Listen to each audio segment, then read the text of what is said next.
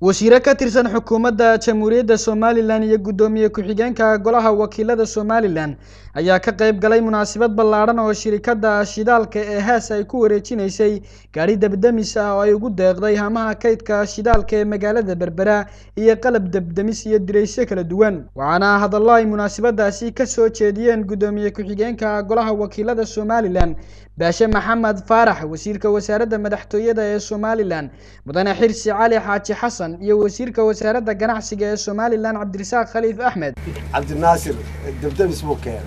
isaguna xabad joojina hadalku halka ka hadlay ayay tahay waxa weeye rag badan oo awl ka baqayay Somaliland ayaa markii Cabdinaasir xoolihiisii geliyay arkaan ku soo dhiiranaya marka dadkii noo jiray cashuur ma bixisaan maanta ogaad cashuurta xoor ku leedahay cashuurta Haas ka soo baxda ilaa leedahay taa ogaada meel kasto qaranka looga adeega waa halbowle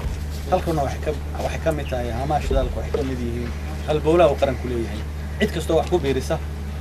wax la qabata ka qayb qaadata horumarkeeda aad iyo aad baan u soo dhaweynaynaa waxaan aad iyo aad uga mahadcelinayaa gudoomiyaha Shirkada Has iyo xubnaha kale ee shirkadda oo runtii uu ka mid yahay wasiirkii hore ee isgaarsiinta saaxiibka ahaa oo runtii iyaduna ah calaamad fiican in wasaaraddu markii ka tagaan shaqada aanay saaqidin oo hodhalada fadhiisan ee shirkadaha u shaqeeyaan experience-koodii iyo shaqadoodiina ay runtii ka qayb qaataan. mahadnaqo ku soo dhaweeyo maamulka shaqaalaha iyo madaxda shirkadda Haas Petroleum hawshan tar kale ballaaran qiimaha leh ay qabteen. gudoomiyaha guud ee shirkadda Haas Cabdinaasir Cali Xasan iyo gudoomiyaha shirkadda Haas ee Somaliland wasiirkii hore ee boosaha iyo isgaarsiinta Somaliland Cabdirasaaq Ibraahim Attaash. Haas Petroleum waa shirkad ka tirsan kana shaqeysa East and Central Africa 10 dal oo Afrikadaas ka shaqeysa waxaana hal dal ku soo biirnay inaan ka soo qayb galno wadankan Somaliland oo wadanka yagi ah aan aad u jecelnahay haddana inaan horumar badan ka qabanno. miyaha gobolka Soomaaliya hamaha shidaalka Berbera isuduwaha wasaaradda diinta iyo awqaaf